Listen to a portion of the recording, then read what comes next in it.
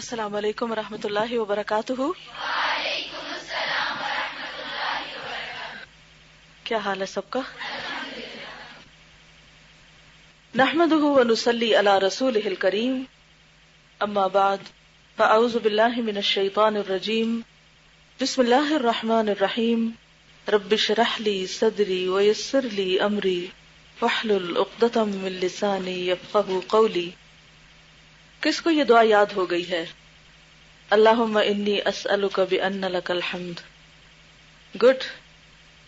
دوسری دعا، اللہم انی اسألک بانی اشہد انک انت اللہ لا الہ الا انت الاحد الصمد الذی لم یلد ولم یولد ولم یکن لہ کفوا احد۔ آدھی تو آپ کو ویسے ہی آتی ہے۔ کیا فائدہ ہے اس دعا کے پڑھنے کا؟ خیریت؟ یہ کیا ہو رہا ہے؟ کیسا لگتا ہے میوزک؟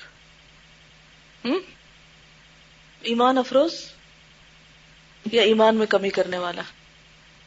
دن میں کتنی دفعہ سنتے ہیں آپ کو پتہ ہے کہ اگر ہم ہر میوزک والی گھنٹی پر، یہ جو ہمارے موبائل پر ہے، ایک وقت میں اگر مثلا 10 سیکنڈ بھی بجتا ہے یا 20 سیکنڈ بجتا ہے تو دن میں کتنی گھنٹیاں تقریباً بجتی ہیں آپ کے ہاں ایوریج؟ آپ کا موبائل کتنی دفعہ یوز ہوتا ہے؟ جی 10 سے 15 دفعہ تو ایوریج ہوگا ہی نا۔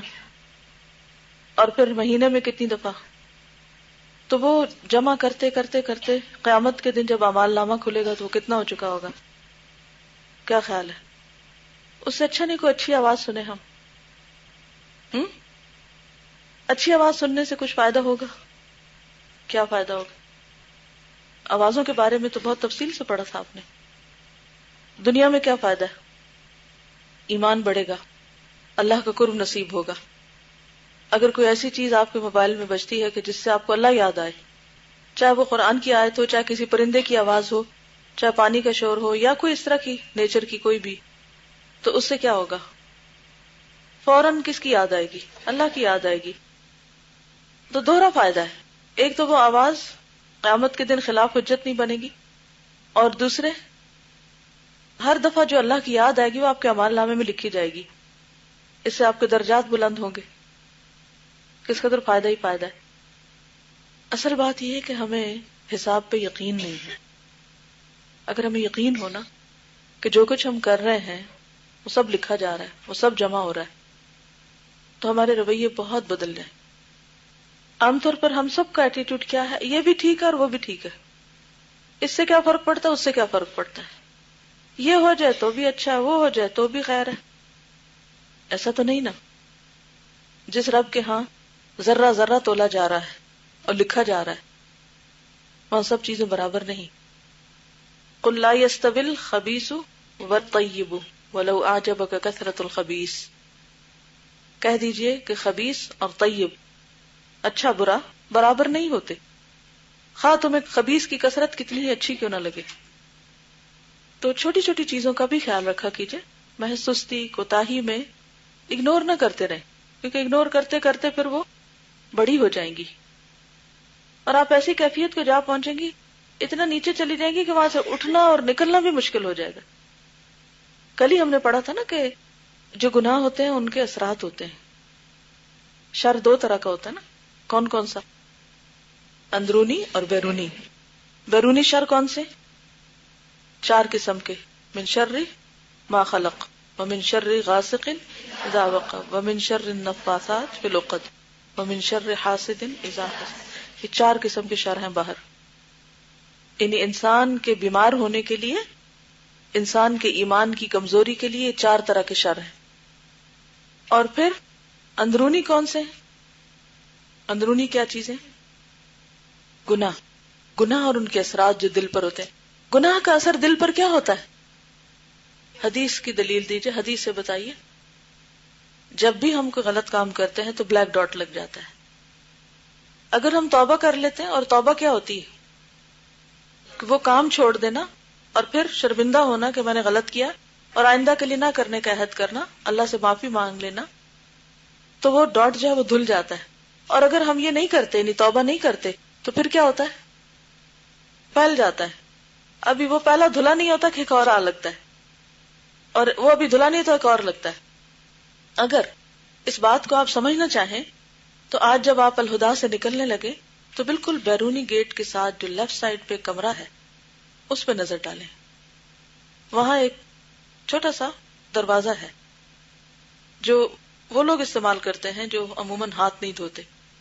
کل میں گزرتے ہوئے غور کر رہی تھی کہ اس پر اتنی میل جم چکی ہے کہ چونکہ ایک طرف ہے تو کسی کی نظر بھی نہیں گئی. تو میں نے سوچا کہ یہ ایک دن میں نہیں جمی، کیا وجہ ہوئی ہوگی؟ باقی حصہ تو آپ خوب چمکاتے ہیں ماشاءاللہ. میں ایک دن شام کے وقت آئی اور واش رومز میں نے دیکھے تو دل خوش ہو گیا کہ بالکل صاف ستھرے، نو اڈور نتھنگ، ہر چیز کلین نیٹ. اور مجھے یقین نہیں آیا کہ جہاں اتنے سو لوگ دن میں یہ واش رومز یوز کرتے ہوں وہاں اتنی صفائی ہو.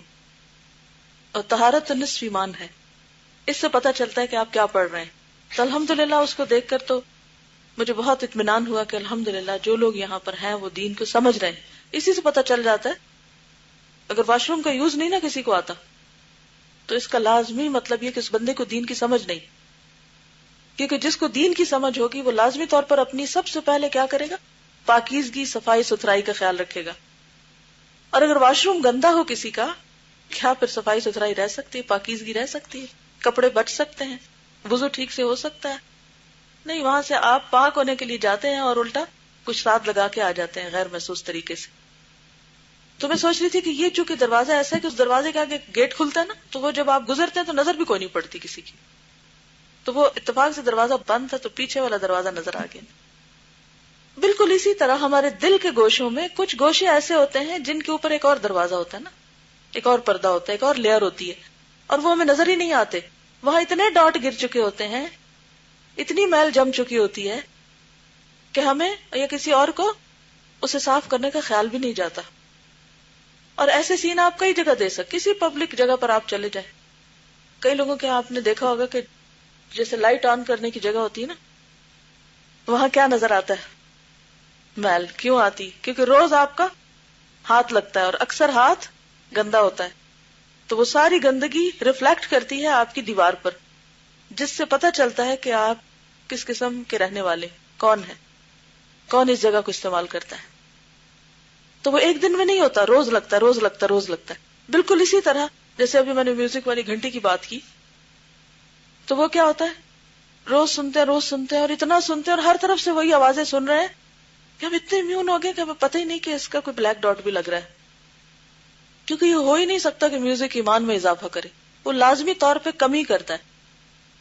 اس کو آپ ایک مثال سے سمجھیے کہ کبھی دیکھنا ہوگا حمام ہوتا ہے، جیسے واٹر ٹینک ہوتا ہے یا کوئی بھی ٹیپ ہوتی ہے. اگر ٹیپ کا وہ پراپرلی فکسڈ نہ ہو اور اس میں سے ایک قطرہ گر رہا ہو تو کیا ہوتا ہے؟ وہ قطرہ گرتے گرتے ٹینک خالی ہو جاتا ہے. ہوتا ہے نا؟ بالکل اسی طرح اگر آپ نے ماشاءاللہ صبح تہجد پڑھے اور پھر تلاوت کی اور پھر اذکار کیے، پھر رو کے دعا مانگی. بائی دا وے پتہ نہیں آپ کو یاد رہا کہ نہیں، آپ نے رو کے دعا مانگی کل سے آج؟ الحمدللہ، شکر اللہ کا. ایسی باتیں جو کرنے کی ہوتی نا، کہیں نہ کہیں لکھ لیا کہ جو پھر چیک کیا کہ جی میں نے کیا کہ نہیں. اینی ویز خوب رو کے دعا مانگی، دعائیں پڑھی، اچھی اچھی باتیں کی، تو ایمان کا ٹینک بھر گیا. اب کیا ہے؟ گھر سے نکلے، جو ہی گھر سے موڑ مڑے آگے سے میوزک بج رہا ہے. کہ نہیں ہم تو نہیں سن رہے، ہم نے تھوڑی لگایا، یہ تو کسی نے لگایا ہوا ہے. اچھا اب اس کا اثر پڑتا ہے یا نہیں؟ وہ گرد آ جاتی ہے. تھوڑے آگے جاتے وین میں بیٹھتے ہیں، ایک اور افسانہ ہے. آگے چلتے ہیں کہیں اور کسی کا موبائل بج رہا ہے، اس میں چھن چھن ہو رہی، کہیں کچھ کرتے کرتے وہ ٹینک کی جو ٹیپ ہے لیک ہو رہی ہے. شام تک کیا ہوتا ہے؟ کافی ڈرین ہو چکے ہوتے ہیں. اور پھر اگر اگلے دن اٹھے ہی نہیں تہجد کے لیے تو خود سے خود کہیں سے آ کے وہ بھر جائے گا ایمان سے. ٹینک نہیں بھرے گا، خود سے بھرنا پڑے گا.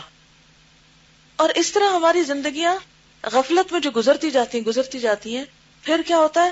میل کی تہیں جمتی جاتی اور جتنی تہیں زیادہ جم جاتی ہیں ان کے لیے پھر اتنی صفائی کی زیادہ ضرورت ہوتی ہے. اور پھر جب زیادہ گندا ہو جاتا ہے ہم کہتے ہیں چھوڑو پرے، اب گندا تو ہے ہی. اچھا کبھی وہ صفائی کریں گے، رینوویشن ہوگی، پھر پینٹ ہو جائے گا، پھر ٹھیک ہو جائے گا. اب کون اس کو کرے؟ کیونکہ دیکھ دیکھ کے بھی برائی نہیں لگتی نا، گندگی نہیں لگتی. تو بڑے بڑے گناہوں سے بعض اوقات ہم بچ جاتے ہیں.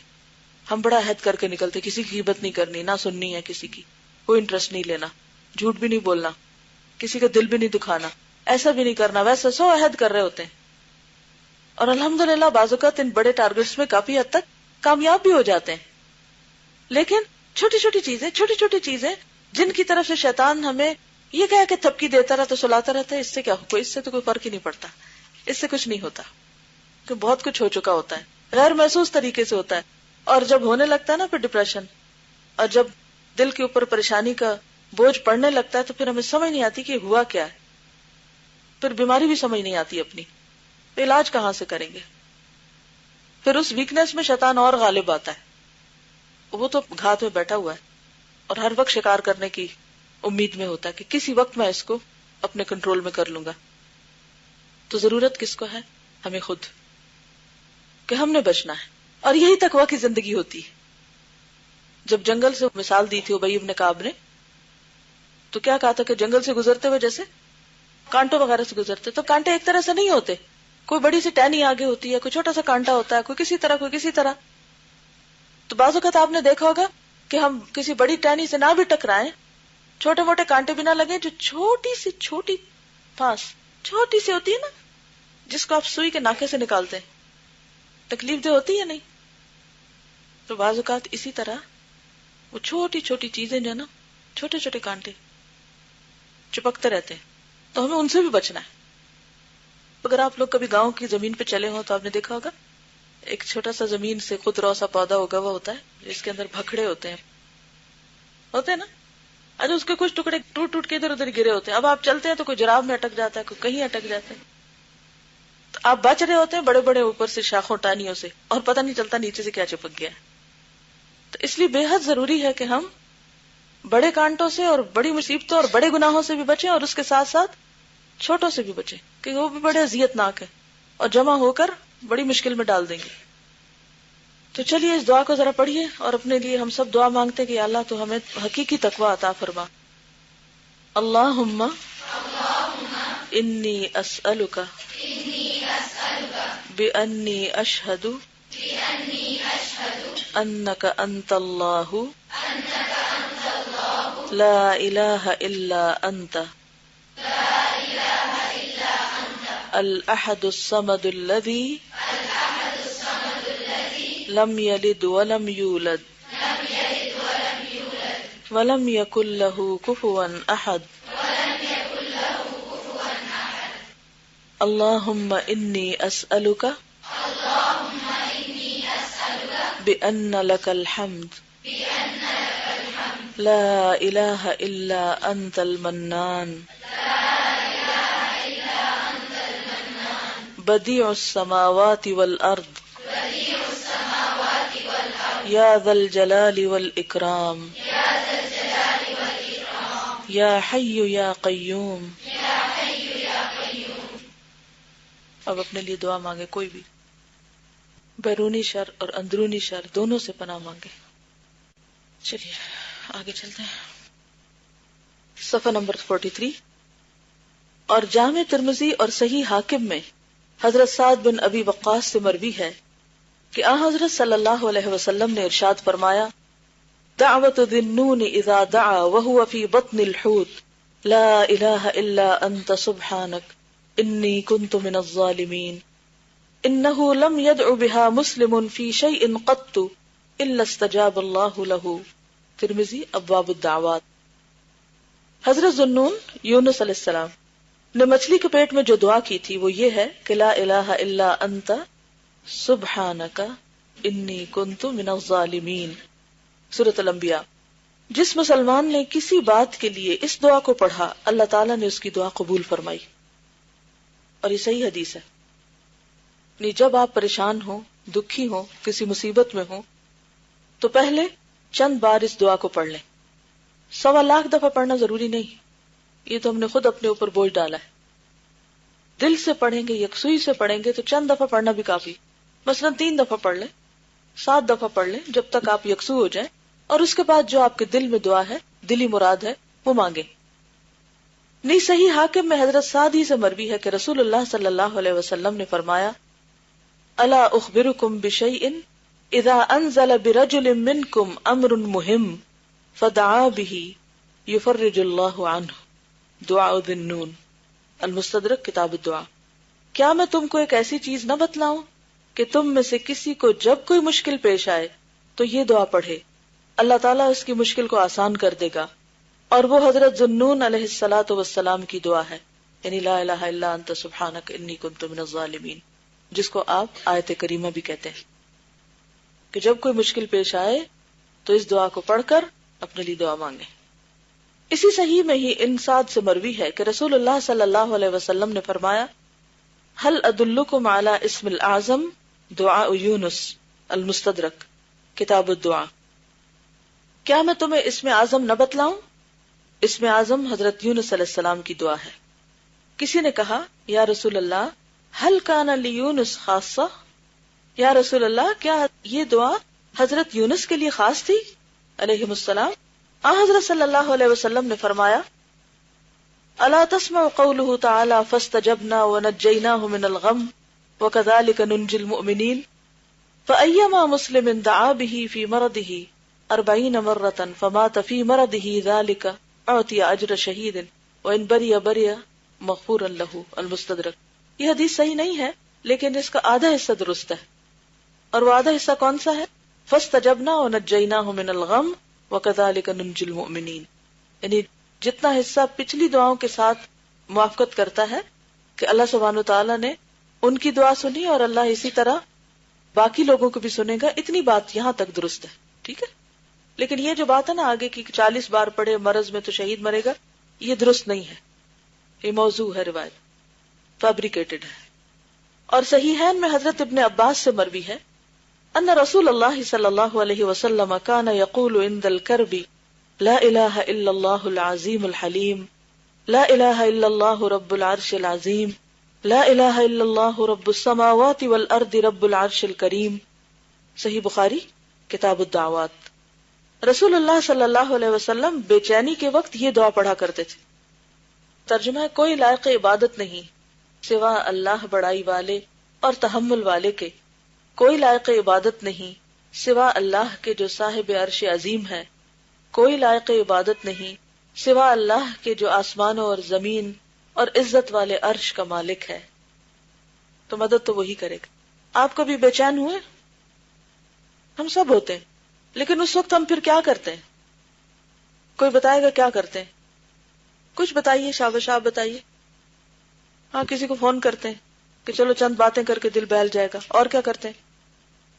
روتے رہتے ہیں اور بلیمنگ ایٹیچیوڈ، اور تو دوسروں کو برا بھلا کہنا شروع کر دیتے ہیں، بلا وجہ شور مچاتے رہتے، کرینکی ہو جاتے ہیں، اس کو برا بھلا کر، اس کے تھپڑ لگا، اس بچے کا کان کھینچ، اس کے ہاتھ میں روڑ، جی اریٹیٹڈ ہوتے ہیں۔ کوئی ذرا سی بات کرے تو ایسے شاؤٹ کرتے ہیں جواب میں کہ جیسے پتہ نہیں کیا سر پہ آسمان گرا ہوا ہے، اور دوسرے بیچارے کو پتہ ہی نہیں ہوتا کہ اس کو کیا مسئلہ ہے۔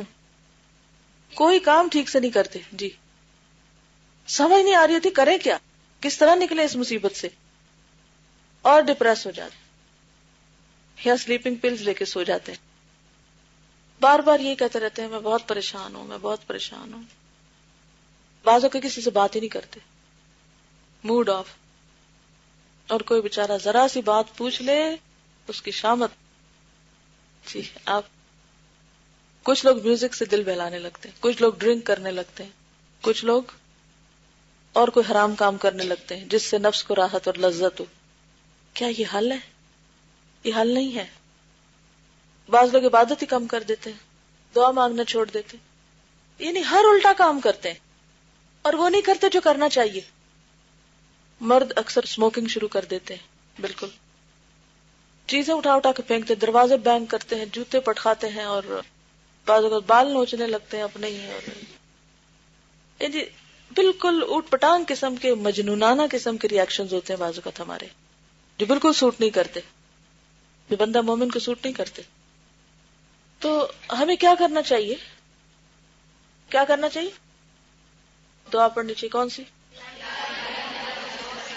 لا الہ الا اللہ العظیم الحلیم، لا الہ الا اللہ رب العرش العظیم، لا الہ الا اللہ رب السماوات والارض رب العرش الکریم۔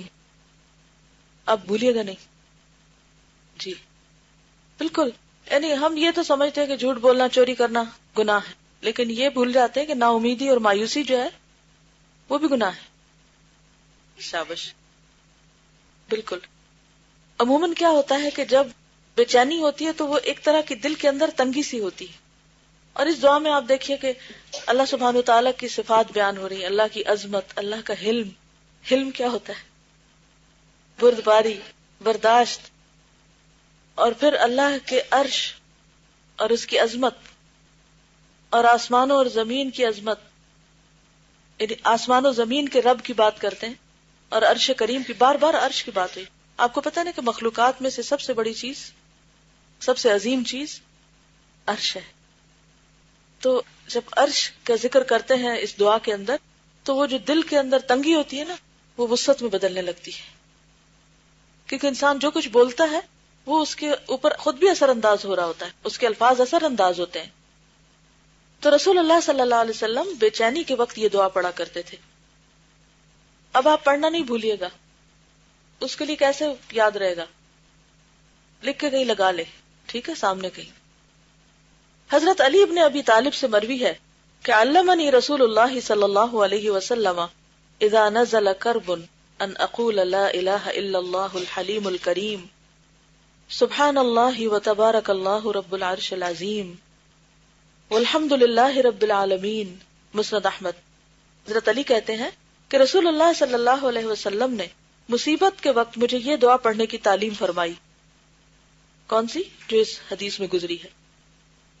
میرے ساتھ پڑھی، لا الہ الا اللہ الحلیم الکریم سبحان اللہ وتبارک اللہ رب العرش العظیم والحمد للہ رب العالمین. تو انشاءاللہ اسے کثرت سے پڑھیں گے، دہرائیں گے تو بے چینی دور ہو جائے گی. اور اگر کسی اور کو بے چین پائے تو اس کو بھی پڑھنے کے لیے کہیں، اور اگر وہ نہ پڑھ پائے تو اس کے پاس آہستہ آہستہ خود پڑھے. بعض اوقات آپ ہسپتال جاتے ہیں، مثلا کوئی مریض ہوتا ہے بڑا بیچارہ بیمار اور کرب میں اور پریشانی میں اور بے چینی میں ہوتا ہے. اب اگر آپ اس سے کہیں کہ پڑھو یہ، وہ کہے گا میں نہیں پڑھتا، یا وہ پڑھ نہیں سکتا، اور آپ بھی پریشان سہم کے کونے میں کھڑے ہوتے ہیں. اب کیا کروں؟ اپنے پاس ایسی کتاب، ایسے کارڈ، ایسی چیزیں رکھے، بس وہاں نکالا، کھولا، اور مریض کے پاس بیٹھ کر اسے دہرانا شروع کر دے، تو انشاءاللہ سو جائے گا وہ. یا بچے جیسے تنگ کرتے نا ماؤں کو، کرتے بلا وجہ، کیا کرتے؟ مائیں کہتی ہیں کہ ان کو کیا ہوا، چڑچڑے ہو رہے ہیں. بچے بہت جلد چڑچڑے ہو جاتے، انہیں بھوک لگتی ہے وہ چڑچڑے ہو جاتے، نیند نہیں آتی چڑچڑے ہو جاتے. تو آپ کیا کریں؟ اس دعا کو دہرانا شروع کر دیں. آسان طریقہ کارڈ سے پڑھنا ہے یا زبانی پڑھنا ہے؟ لیکن آسانی کب ہوتی ہے؟ جب ہم مشکل سے گزرے. ان مال عسر یسرا. لہذا یاد کرنے میں تھوڑی سی تکلیف ہوگی، پھر آپ کی جیب میں ہوگی، یعنی دل والی جیب پہ، جب دل چاہے نکال لیں. جی السلام علیکم. ایک ڈاکٹر بتا رہا تھا کہ تقریباً اس کے پورے پریکٹس کے سپین میں 36 ایسے انسان تھے جو اس کی نظروں کے سامنے فوت ہوئے.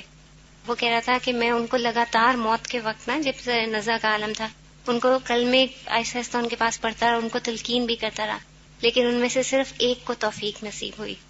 اور پھر اس کے بعد اس نے ایک اسٹڈی کنڈکٹ کی، اس نے بہت سارے انٹرویوز ہمارا اس طرح کیے. تو اس نے لوگوں سے پوچھا کہ میں آپ کو چند گانوں کے بول بولوں گا تو آپ نے اس کو کمپلیٹ کرنا ہوگا.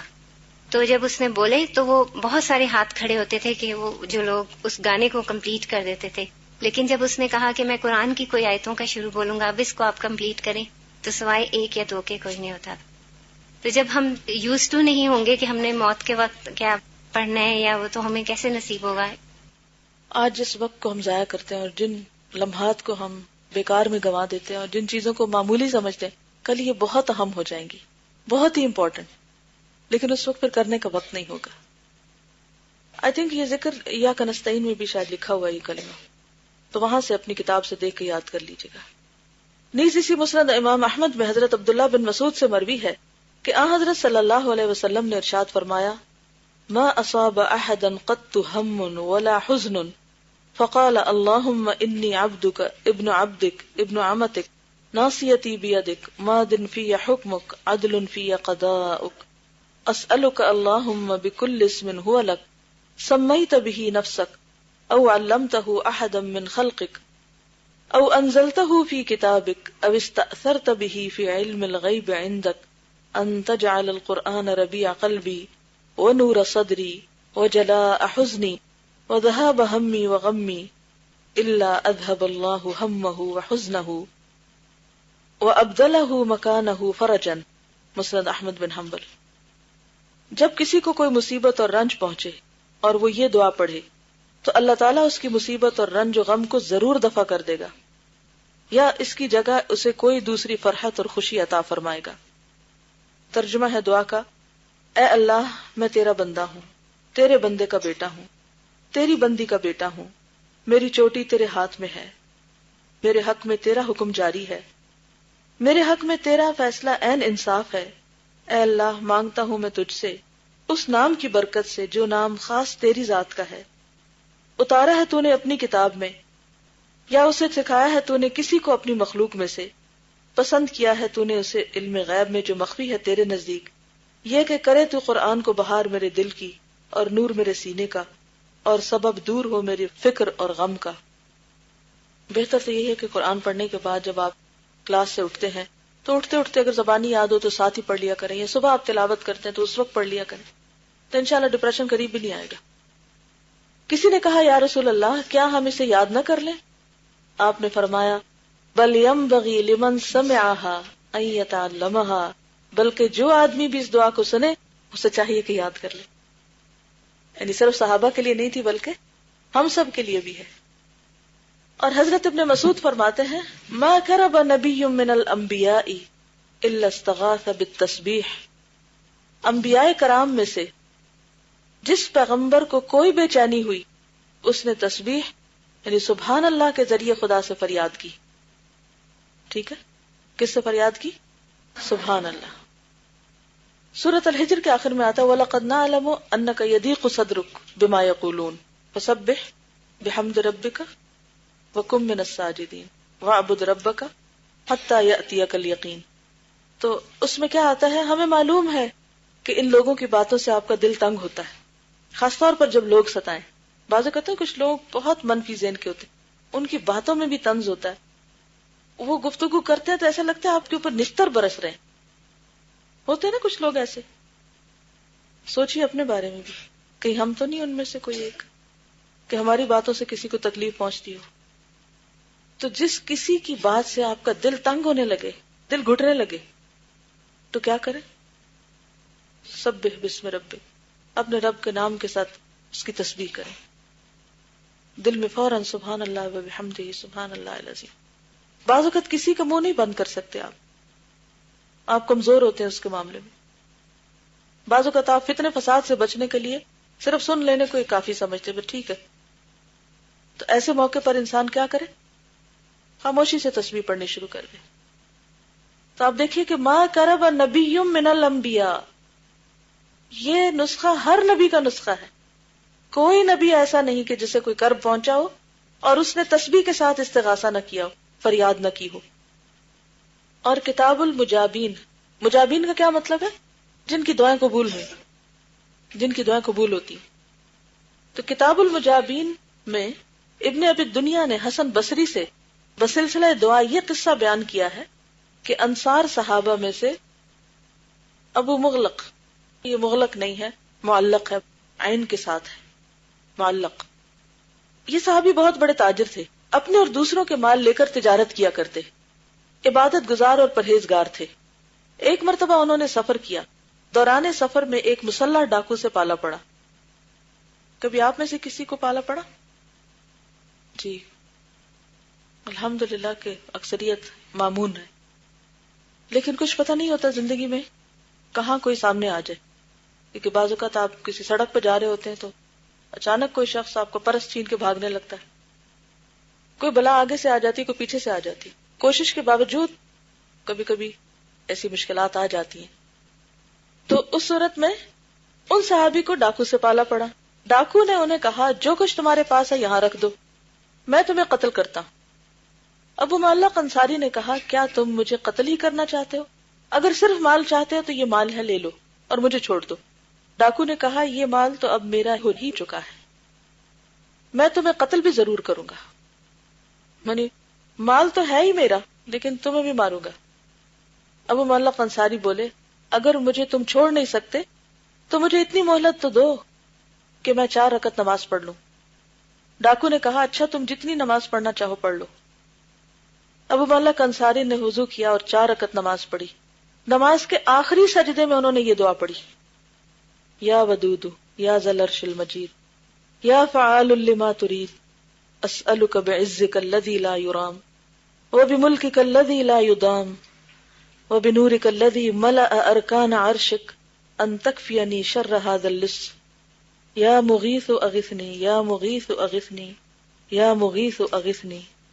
نزہۃ المجالس والمنتخب النفائس باب فضل الدعاء۔ اے محبت کرنے والے، ڈاکو سے پالا پڑا ہوا اور اللہ کو کس نام سے پکار رہے ہیں؟ اے محبت کرنے والے، اتنا بھی حسن ظن ہوگا کسی کا اللہ کے بارے میں؟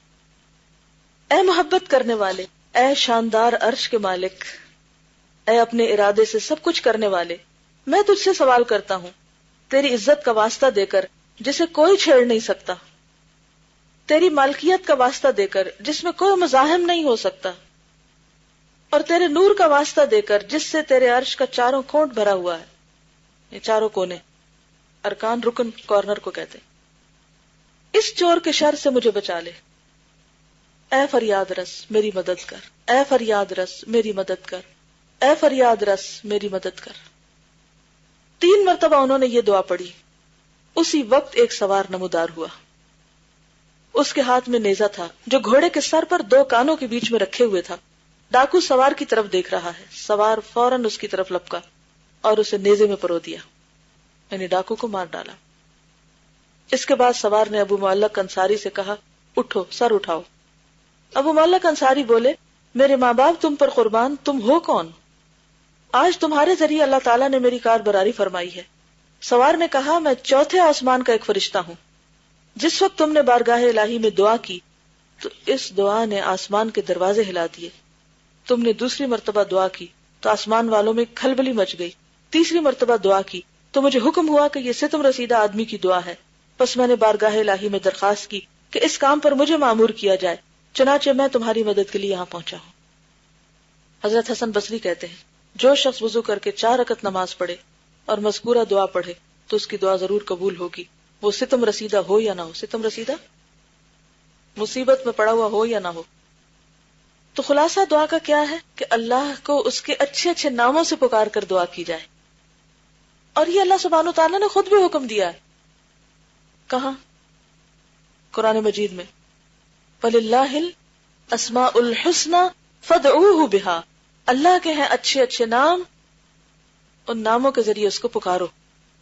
اب یہ اس نے کہیں پڑھے نہیں تھے اور نہ کہیں سے نقل کر کے لایا تھا اور نہ کہیں کاغذ رکھا ہوا تھا کہ کارڈ نکالتا اور پھر پڑھتا، یہ اس کے دل کے الفاظ تھے، یہ اس کا اللہ سبحانہ وتعالیٰ سے ایک تعلق تھا، ایک محبت کا تعلق، اللہ سے حسن ظن تھا، اور پورے درد کے ساتھ پکارا ہوگا۔ جب موت سر پہ کھڑی ہو تو انسان کیسے پکارے گا؟ اور پھر یہ بھی آپ کو پتا نا کہ دعائیں اوپر اٹھتی ہیں، پھر دروازے کھلتے ہیں ان کے لیے یا نہیں کھلتے۔ قرآن مجید میں آتا ہے نا الیہ یصعد الکلم الطیب والعمل الصالح یرفعہ، کیا مطلب ہے اس کا؟ الیہ اس کی طرف، یصعد چڑھتے ہیں، کیا؟ الکلم الطیب پاکیزہ کلمات، والعمل الصالح اور نیک عمل، یرفعہ اس کو اور اوپر اٹھاتا ہے۔ تو نفل پڑھنا، یہ 4 رکعتیں پڑھنا کیا نیک عمل ہے، صدقہ کرنا کیا نیک عمل ہے، قرآن پڑھنا کیا نیک عمل ہے۔ تو کوئی بھی نیک عمل جب آپ کرتے ہیں تو اس کے بعد جو دعا آپ کرتے ہیں وہ دعا اس کے ذریعے اوپر اٹھتی ہے۔ نیک عمل ایک طرح سے کیریئر بن جاتا ہے، دعا اس میں بیٹھ جاتی ہے اور پھر اوپر سیر کر کے چلی جاتی ہے اور وہ اوپر تک پہنچا دیتی۔ بعض دعائیں 7ویں آسمان تک پہنچ جاتی، اور یہ بھی آپ کو معلوم ہے کہ جب ہماری دعائیں گزر رہی ہوتی ہیں نا تو فرشتے ان کو سن رہے ہوتے ہیں، کون کیا مانگ رہا ہے۔ یہ کہاں سے پتہ چلتا ہے؟ کوئی دلیل دے۔ آپ کو یاد ہوگا نا کہ بعض اوقات کوئی ایسا شخص جو کبھی دعا نہیں مانگتا تو پھر کبھی مصیبت کے وقت مانگتا ہے تو فرشتے کیا کہتے ہیں؟ یہ کوئی اجنبی سی دعا ہے، اجنبی سی آواز ہے، کوئی ایلین ہے، پہلے تو کبھی آواز نہیں سنی.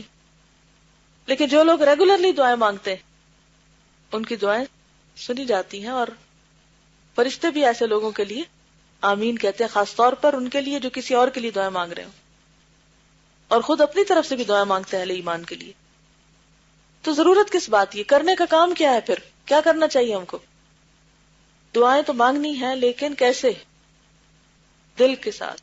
اچھا، دل سے کیسے نکلیں گی؟ جب دل میں اللہ کی محبت ہوگی، اللہ کی ذات پر یقین ہوگا، اعتماد ہوگا اس کی قدرت کا، اس کی باقی صفات کا، کہ وہ کر سکتا ہے، اور جو میں چاہتا ہوں وہ مجھے عطا کر سکتا ہے، وہ دے سکتا ہے. تو انشاءاللہ پھر پوری تاثیر کے ساتھ وہ دعا اوپر جائے گی. قرآن پاک میں آتا نا وَلِلَّهِ جُنُودُ السَّمَاوَاتِ وَالْأَرْضِ. کیا مطلب ہے؟ آسمان و زمین میں اللہ کے لشکر ہے، اللہ کی ملکیت میں. وَمَا يَعْلَمُ جُنُودَ رَبِّكَ إِلَّا هُوَ. تیرے رب کے لشکروں کو اس کے سوا کوئی جانتا ہی نہیں. وہ تو کسی کے ذریعے بھی ہماری مدد کرا سکتا ہے. کمی ہمارے اندر ہوتی ہے، کس چیز کی؟ یقین کی. ہم ڈاواں ڈول ہوتے ہیں، مانگے کہ نہ مانگے، پتہ نہیں قبول ہوگی کہ نہیں ہوگی. جزاکم اللہ خیرا. سبحانک اللہم و بحمدک نشہد ان لا الہ الا انت نستغفرک و نتوب الیک.